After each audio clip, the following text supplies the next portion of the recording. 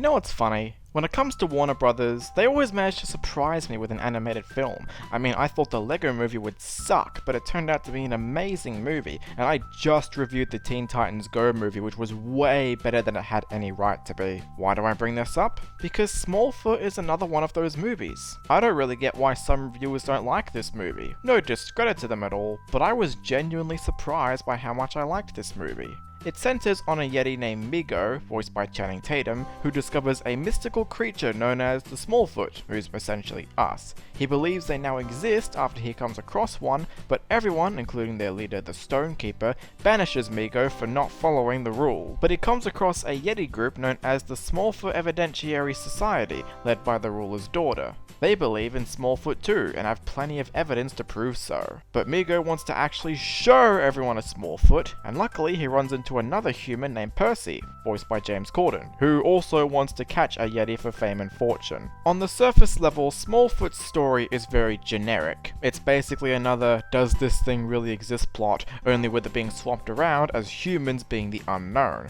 But this movie is not what you think it's going to be. It sounds that way, but the execution makes this movie way better than it has any right to be. That's all thanks to its message, which teaches the audience the importance of trust, the questioning of theories to persuade truth and make life better, and bringing cultures together to make for peace. It's powerfully done, with all the magic thrown in to help bring the message to full light and let it fully settle in. It shows the importance of outer appearance in the society, both in digital and in real life, the way of how judgment comes and gives values, something that I think could be so related to society that we know of as today. What helps to back this up is the characters. Admittedly, I don't really remember the name of most of them, but they had distinct designs and are likable enough to the point where I did care about them. Migo is a good character who can be seen as relatable. He tries to find the good in finding the truth and doesn't want anyone in the village to be harmed. The interactions between Migo and the human Percy are pretty dang funny, and I like how the movie doesn't include a female character just for the sake of a love interest.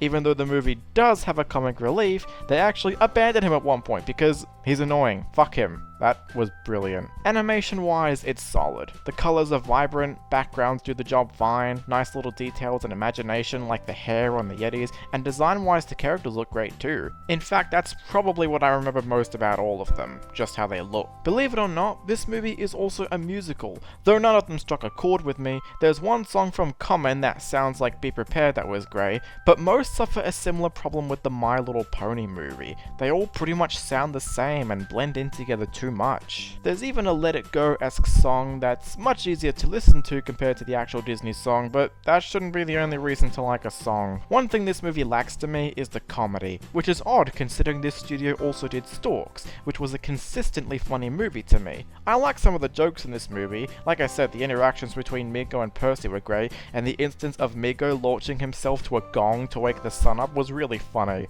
But the movie fails to find a balance between too much comedy and too little. The movie loves beating running gags to death, and has lots of physical comedy that's very hit and miss. Plus, the movie is more focused on storytelling and morals, so it doesn't give the writers enough time to do really good jokes all throughout. I mean, I can't think of any joke that was terrible, but not enough that was actually funny. I'm also not a fan of the voice acting. Nobody does a bad or cringy job, but nobody sounds distinct. This is a common problem I have with most animated films where producers feel the need to hire celebrities rather than actual voice actors. I love Danny DeVito and Common, but everyone else sounds about the same for me. You know, of all the animated films released this year, Smallfoot was one that exceeded my expectations along with the Teen Titans Go movie. It had a brilliant message, good storytelling, simple yet likable characters, solid animation, and it's very smart. It's not groundbreaking, but don't let this movie's cutesy nature fool you into thinking it's stupid because it really isn't. Smallfoot is good, not great, but good enough. And as a movie with the themes of snow, I'll take this over Frozen any day of the week.